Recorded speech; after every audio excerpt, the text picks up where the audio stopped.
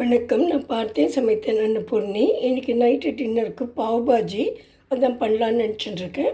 அதுக்கு முதல்ல இந்த உருளைக்கிழங்கை கட் பண்ணி வச்சுட்டுருக்கேன். இது தவறையும் என்கிட்ட வேக வச்ச உருளைக்கிழங்கு ஃப்ரிட்ஜில் இருக்குது, அதையும் இது கூட சேர்த்துப்பேன். அப்புறம் இங்கே கொஞ்சம் கேரட் வச்சுட்டுருக்கேன். இது கொஞ்சம் பீட்ரூட் வச்சுட்டுருக்கேன். தெரியல, நான் காமிக்கிறேன். இதை பாருங்க. எதுக்குன்னா ஒரு கலர் கொடுக்கறதுக்காக. இந்த மாதத்தில் வெங்காயம் பூண்டு இதெல்லாம் சேர்க்க மாட்டோம்.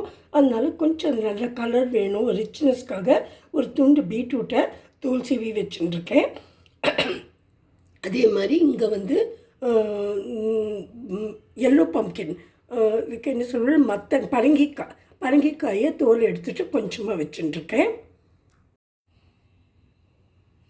இப்போ இங்கே ரெண்டு டொமேட்டோ. சில பேர் டொமேட்டோ கூட இந்த மாதத்தில் யூஸ் பண்ண மாட்டா. ஆனால் நாங்கள் டொமேட்டோ சாப்பிடுவோம். அதனால் 2 டொமேட்டோவை கட் பண்ணி வச்சுட்டுருக்கேன்.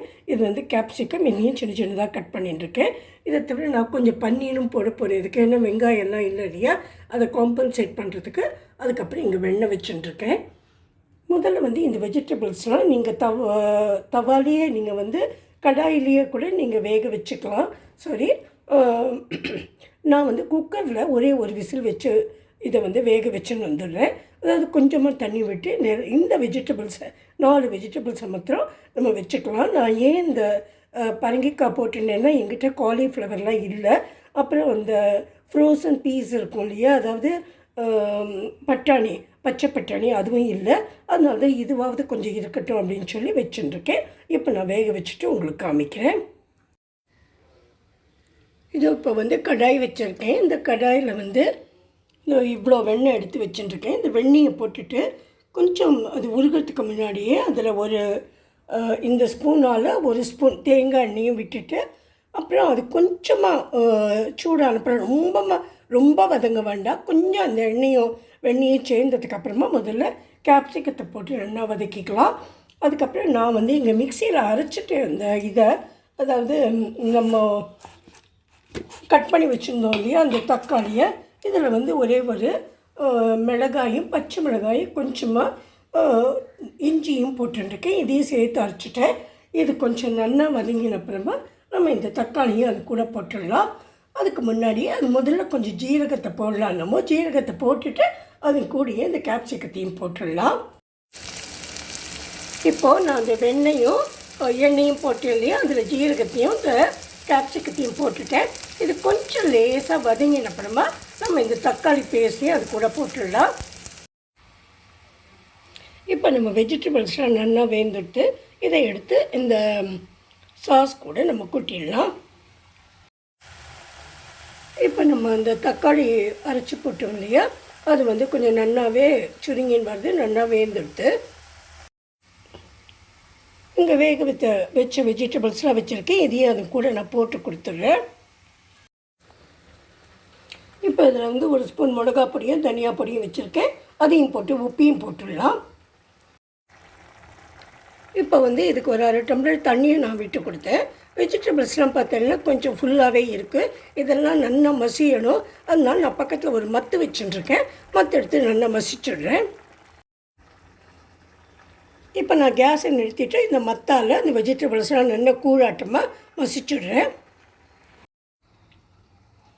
இப்போ இதுக்கு ஒரு புளிப்பு டேஸ்ட் வேணுங்கிறதுக்காக நான் கொஞ்சம் ஆம்ச்சூர் பவுடரை அதில் போட்டு கொடுக்குறேன். நீங்கள் வேணும்னா எலுமிச்சம்பழமும் புரிஞ்சிக்கலாம். சில டைமில் அது கொஞ்சம் நாடியான கொஞ்சம் ஒரு லேசாக கசப்பு மாதிரி ஆகிடுறது. அப்புறம் இப்போ கொஞ்சம் லாஸ்ட்டாக கொஞ்சம் மிளகு பவுடரை நான் அதுக்கு போட்டு கொடுத்துட்றேன்.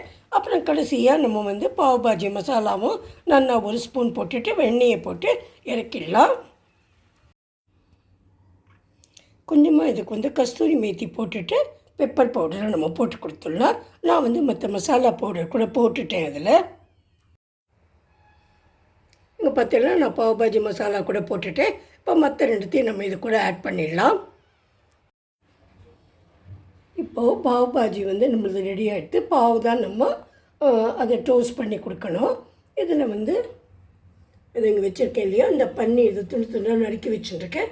உங்களுக்கு வேணும்னா நீங்கள் வதக்கி போடலாம். எங்காத்தில் என்னமோ இந்த மாதிரி வதக்கி போட்டால் இவளுக்கு பிடிக்க மாட்டேங்குது. அதனால் நான் ப்ளெயினாகவே போட்டுடுறேன்.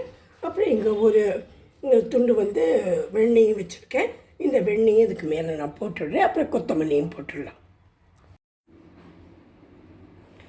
இப்போ வந்து நம்ம பாஜி ரெடி ஆகிடுத்து. நான் எல்லாமே போட்டுட்டேன். பார்க்குறதுக்கே அவ்வளோ அட்ராக்டிவாக இருந்தது. நான் கொஞ்சமாக சாப்பிட்டு பார்த்தேன். ரொம்ப டேஸ்டியாக இருக்குது. நான் அதுக்கப்புறமா அதை டோஸ்ட் பண்ணிவிட்டு அது கூட உங்களுக்கு காமிக்கிறேன். இப்போ நம்ம வந்து பாவை டோஸ்ட் பண்ணிடலாம். கொஞ்சம் வெண்ணெய் போட்டுருக்கேன். கொஞ்சமாக அந்த மிளகா பொடி போட்டுருக்கேன். கொஞ்சம் அந்த கொரியாண்டர் லீவ்ஸ் கொத்தமல்லியை போட்டுருக்கேன். இப்போ பாவை எடுத்துகிட்டு நம்ம இதில் டோஸ்ட் பண்ணிடலாம். இப்போ நம்ம பாவ் பாஜி ரெடி ஆகிட்டு நான் பிளேட்டிங் பண்ணிவிட்டு இந்த பச்சை வேர்க்கடலை இருக்கு இல்லையா, அதை வந்து வேக வச்சுருக்கேன் 2 உப்பு போட்டு குக்கரில். இது வந்து சாலடு, இது வந்து இந்த பாஜி, இது வந்து பாவ். இதுதான் எனக்கு டின்னர். உங்களுக்கு பிடிச்சிருந்ததுன்னா சப்ஸ்கிரைப் பண்ணுங்க. வேறு யாருக்காவது வேணும்னா நீங்கள் ஷேர் பண்ணுங்க. Thank you very much friends for watching this video. I will meet you in my next video. Please subscribe to my channel. Thanks a lot. Thank you.